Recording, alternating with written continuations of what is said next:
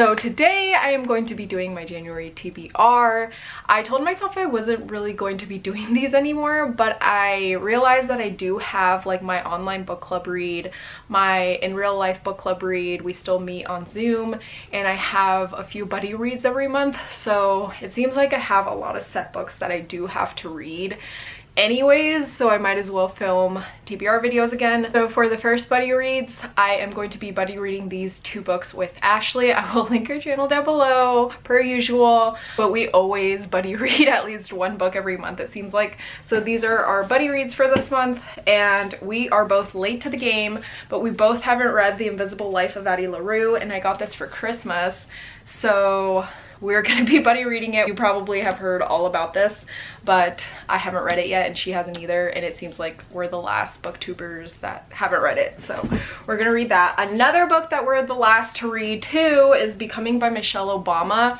We both have not read this yet. I actually got this like the day it was released because Keisha, I will link her channel down below too, she's one of my oldest booktube friends too, but she gifted this to me like right when it came out, and I still haven't read it. But I got A Promised Land by Barack Obama, and I feel like I need to read this and then A Promised Land, and I think me and Ashley are also going to be buddy reading that. Those are planned for sure for this month. This is a for sure too. This is Pigs in Heaven by Barbara Kingsolver. If you saw my wrap up, I read The Bean Trees, and this is kind of like a sequel, I believe.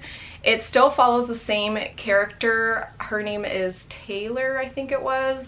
And then that 3-year-old that was abandoned and she kind of started taking care of and took under her wing and basically adopted. She's in this book too, and she's 6 years old in this book. And it says that she witnesses a freak accident at the Hoover Dam. I think this is just going to be maybe about family again, because it says it draws the reader into a world of heartbreak and redeeming love, testing the boundaries of family and the many separate truths about the ties that bind. So excited to read this one, even though I don't know much about it, but I do know that it follows the main characters from The Bean Trees, so I really like the writing in The Bean Trees, so I'm excited to read that one. Another buddy read that I have is The Indifferent Stars Above. I have this one and The Hunger. Me and Alicia from Alicia Reads will be buddy reading both of these books. We'll be reading The Hunger first, and then The Indifferent Stars Above. And this is the nonfiction account of the Donner Party, and then The Hunger is the fictionalized version. If you don't know about the Donner Party, it says it is a party of pioneers that made this trek while it was snowing through the Sierra Nevada mountains, and they were starving and desperate, and I do know that there is some cannibalism in this book. I'm excited to read these two books with her. I think we'll definitely be enjoying both of these, so look out for my thoughts on both of these when we finish. Also, I will link her channel down below if you're interested. She's actually one of my favorite booktubers to watch, and she reads a lot of diverse books. She especially reads a lot of horror, so I also love the TBR game she plays every month to pick her TBR, so definitely check that out. The next book I have is Thin Air by Michelle Paveur. I have been wanting to read this for a really long time. This is a ghost story, and I read Dark Matter by her, and the synopsis says, the Himalayas, 1935. The sacred mountain, biggest killer of them all. 5 Englishmen set out to conquer it, but courage can only take them so far. The higher they climb, the darker it gets. So that really drew me in, and it seems really short, so I am excited to read this one. Another book I'm excited to read that I've also seen a lot of people read already on booktube is Piecing Me Together. Max from Well Done Books, he used to have a booktube channel. We're still friends and he still updates his Goodreads, but he really loved this, and I know he doesn't read a lot of middle grade or YA, so I knew it was going to be good, so I knew I had to buy it. This one says it's an inspiring and powerful story of a girl who believes she must get out of her poor neighborhood if she's ever going to succeed. So I'm excited to read that one. The next book I have here is Leviathan Wakes. I've been seeing this series all over booktube. I almost forgot to include this in my DBR. Like, I knew I had to read this for book club, but I just forgot that book club is January 25th. We're meeting on Zoom, so I need to read this by then. We will see what happens. I saw George R.R. Martin blurb this. I'm not really a big sci-fi or fantasy reader, but hoping to really love this one and get into it. I did read the first chapter. The line that got me in the synopsis was, humanity has colonized the solar system, Mars, the moon, the asteroid belt, and beyond. But the stars are still out of our reach. So that really drew me in. I didn't know there were so many books in the series. I'm looking right here and I see more than 5 books. There's like 8 books in the series. So I'm hoping I like it though, because I don't really read, I think, a lot of series that go past like 3 or 4 books. So I will definitely let you know my thoughts, because I have to get this read for my in real life book club, because I lead the discussions, so I really need to get this read. The next one I'll be reading that I didn't get to for Nonfiction November is From the Ashes, and this is by an Indigenous author. I've seen this on a few lists, and I'm really into memoirs, and this one seems really good. It says, abandoned by his parents as a toddler, Jesse Thistle briefly found himself in the foster care system with his 2 brothers, cut off from all they had known. And then it also talks about his drug-addicted father and drugs and alcohol in general. I am excited to read this. I do believe there are a lot of triggers in this. I personally don't have anything that triggers me, but I know from reading some of these memoirs already that they do have a lot of triggers. The book I read, In My Own Moccasins, it's a memoir by an Indigenous author. I read that in December. I will link my December wrap-up so you can check it out.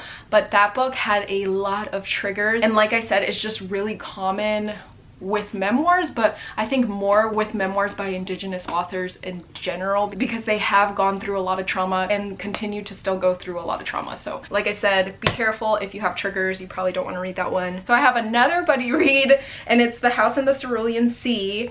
Kayla, she actually, I think we became friends on BookTube a long time ago, maybe 2014 or something. I will link her channel down below if you're interested. I've been seeing this all over BookTube, and I've been seeing everyone on Goodreads give it 5 stars. I haven't heard a single bad thing about it, so I usually don't like give into hyped books that often, but this one seems like it is going to live up to the hype, because I haven't seen anything bad about it, and I am excited to be buddy reading this with Kayla. I am currently reading The Puzzle Solver. I don't know if you can see that, it's really bright. But this comes out January 6th. If it's past January 6th, then it's already out.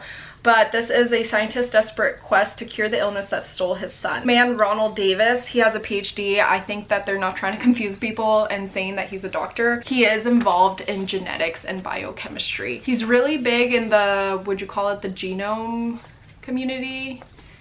I think that's what you would say. I don't know. I am not a science person, but I'm just intrigued by, I don't know, science related things and medical related things. His son is diagnosed with chronic fatigue syndrome, and like the book says, he's trying to put the pieces together and solve the mystery behind this illness. If you're into nonfiction, or if you're new to nonfiction, I definitely recommend checking out medical mysteries in the nonfiction genre, because I think they're really easy to read. Even though they have a lot of science in them, they're really easy to follow. The next 2 books are ARCs that I received for review. And the first one is Before the Ruins by Victoria Gosling. This one comes out on January 12th.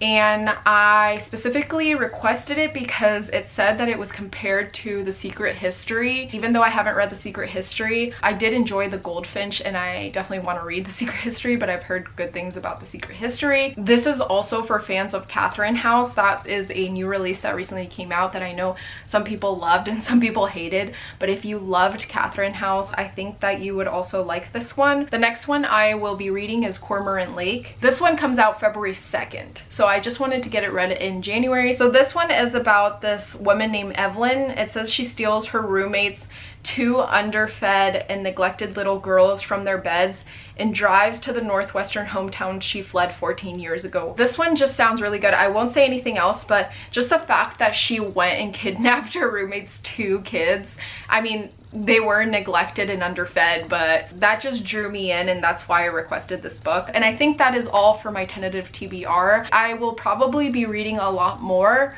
but I just don't want to include stuff like I used to that I'm definitely not going to be reading. Let me know if you've read any of these or what your thoughts are. And again, if you ever want to buddy read anything, my Goodreads is linked down below, and then from my Goodreads you can find my physical TBR shelf, and those are all the books that I own that are unread. As you can see, I have a whole shelf here, and I have a whole other shelf with unread books.